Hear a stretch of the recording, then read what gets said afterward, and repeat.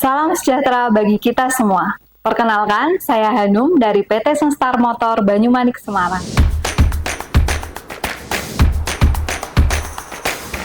Masih ingat terkait program STNK Jadi 14 hari saja? Itu adalah salah satu program saya yang saya bawakan pada kontes PDCA 2021 yang saat ini sudah dinasionalkan oleh MMKSI dan sudah dilakukan oleh seluruh dealer resmi Mitsubishi di seluruh Indonesia. Pada kesempatan kali ini, saya akan membawakan presentasi mengenai program DOKC di PT Senstar Motor Banyumanik Semarang di periode 2023 ini. Untuk periode kali ini, kami membawakan presentasi mengenai program meningkatkan kualitas data konsumen, terutama pada nomor telepon konsumen dan sosialisasi terkait aktivitas survei MMKSI kepada konsumen. Adapun tujuan dari program tersebut, seperti kita ketahui bahwa database itu sangat penting bagi perusahaan, terutama perusahaan yang berkembang pada saat ini. Contohnya seperti Google, seperti Facebook, Instagram, dan lain sebagainya memang memerlukan database dengan kualitas yang cukup baik. Tujuannya dari program ini untuk dealer kita dan Mitsubishi sendiri, yaitu untuk memaksimalkan persentase data konsumen yang dapat tersurvei, dan dealer lebih cepat menangani konsumen pada saat konsumen komplain. Pentingnya database bagi dealer kami dan perusahaan kami untuk meneruskan pelayanan konsumen dari sales hingga after sales-nya dan after service-nya. Untuk program tersebut kami ambil karena kami melakukan identifikasi masalah dari rapot bayangan DOKC dari periode Januari hingga Mei 2023, yaitu kita mengalami pencapaian skor dari jumlah sampling yaitu di 27,5% dengan status sampling last sampling, dan seperti yang kita ketahui target dari MMKSI untuk periode Juli hingga Oktober 2023 yaitu di 35%. Berikut untuk identifikasi masalah dari hasil pencapaian dari PT Senstar Motor Banyumanik dari bulan Februari, Maret, April, dan Mei. Di sini saya melakukan analisa kondisi yang ada. Di sini ada area investigasi masalah dari proses penginputan data hingga kami mendapatkan data konsumen yaitu nomor telepon konsumen. Dari awal yaitu proses sales melakukan input data itu memang tidak sesuai karena ada salah untuk penginputannya. Lalu selanjutnya proses DO atau administrasi pada saat data sudah bisa berhasil ditarik dari proses penginputan data pada sistem SFID. Yang selanjutnya yaitu proses PKT ke konsumen, ini belum ada sosialisasi.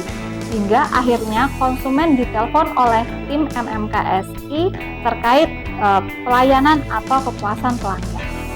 Untuk langkah selanjutnya yaitu kita melakukan analisa akar masalah dengan metode diagram fishbone dengan sebab akibat. Untuk akibat, status dari hasil survei, jumlah survei dari periode bulan Januari hingga Mei 2023 kita mengalami less sampling dengan sebab-sebab yaitu untuk manpowernya sendiri. Yang pertama yaitu sales kurang aware terkait penginputan nomor telepon ke konsumen.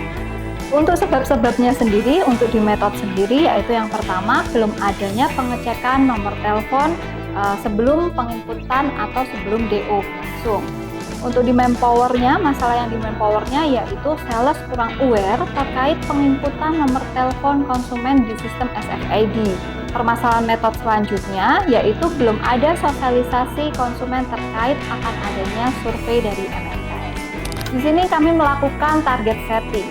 Untuk target setting di sini yaitu kita meningkatkan kualitas data konsumen, terfokus pada nomor HP dan sosialisasi terkait aktivitas survei MMKSI ke konsumen itu dari 27,5 menjadi 38%, mengingat sudah pernah tercapai di bulan Mei 2023 yaitu di 38%. Dimulai dari bulan Agustus hingga bulan November 2023. Untuk aktivitas dan rencana penanggulangannya, yang pertama permasalahannya adalah di belum adanya pengecekan dan penggantian nomor telepon konsumen pada saat proses sebelum DO. Untuk aktivitasnya yaitu membuat flowchart, penginputan dan pengecekan nomor telepon konsumen. Nah, untuk detailnya sendiri kita membuat flowchart dari awal sales melakukan penginputan dengan status subjek hingga nantinya ke prospek hingga ke SPK. Nah, pada saat proses SPK itu, di situ peran penting SPV untuk melakukan penggantian nomor telepon apabila ditemui nomor telepon data konsumen memang valid atau tidak sesuai. Di situ pula nanti SPV akan melakukan penggantian pada saat proses penginputan FPT selanjutnya. Nah, program ini dilakukan dari bulan Agustus hingga bulan Oktober berjalan setiap harinya. Untuk remarknya sendiri, adanya flowchart ini membantu bagi sales dan SPV dalam melakukan penginputan data, pengecekan, hingga penggantian nomor telepon apabila didapati nomornya valid atau tidak benar. Berikut flowchart yang kami tampilkan dan kami buat yang mudah dimengerti oleh sales dan SPV dari status subjek hingga nantinya status pembuatan FPT. Itu yang paling penting ketika SPV melakukan pengecekan hingga sampai penggantian data ketika ditemui nomor data yang tidak akurat, lalu hingga sampai data penginputan proses administrasi selanjutnya. Aktivitas selanjutnya yaitu kita melakukan meeting koordinasi mengenai flowchart alur penginputan dan penggantian nomor telepon konsumen. Nah, di sini ada pun tujuannya, yaitu untuk meeting di sini sales dan SPV lebih memahami mengenai alur penginputan dan pengecekan sampai hingga penggantian nomor telepon apabila ditemui tidak valid. Untuk aktivitas yang selanjutnya dari permasalahan terkait sales kurang aware terkait penginputan data konsumen, di sini kita membuat SOP terkait pengecekan nomor telepon konsumen. Apabila ditemui adanya sales yang melakukan penginputan terus-menerus dengan data yang tidak sesuai, maka kita akan berikan punishment kepada sales tersebut dari mulai memberikan punishment sales tidak diberikan jadwal pameran hingga dikeluarkan dari sistem HRMS kami atau dikeluarkan dari sistem DMS karena tidak sesuai dari SOP.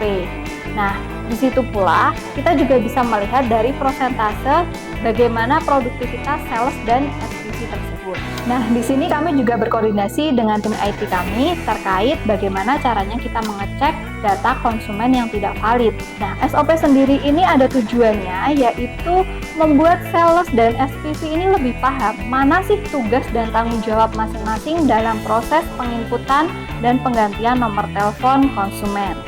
Untuk langkah yang selanjutnya, dari permasalahan konsumen belum mengetahui akan adanya telesurvei dari MMKSI terkait nantinya pelayanan, bagaimana pelayanan dari dealer kepada konsumen. Di sini kami melakukan sosialisasi kepada konsumen bahwa nanti akan ditelepon oleh MMKSI mengenai berapa persentase nilai dari pelayanan dari dealer kami. Berikut pemeriksaan dan evaluasi hasil dari program peningkatan kualitas data konsumen terpusat pada nomor HP dan sosialisasi terkait aktivitas survei MMKSI ke konsumen dapat kita lihat dari pencapaiannya dari bulan Juli, Agustus, September, dan Oktober hingga di puncak kita Oktober mendapatkan skor 62%. Dari pemeriksaan dan hasil evaluasi, dapat kami simpulkan bahwa program inovasi dari PT Sustar Motor Banyumanik Semarang berhasil.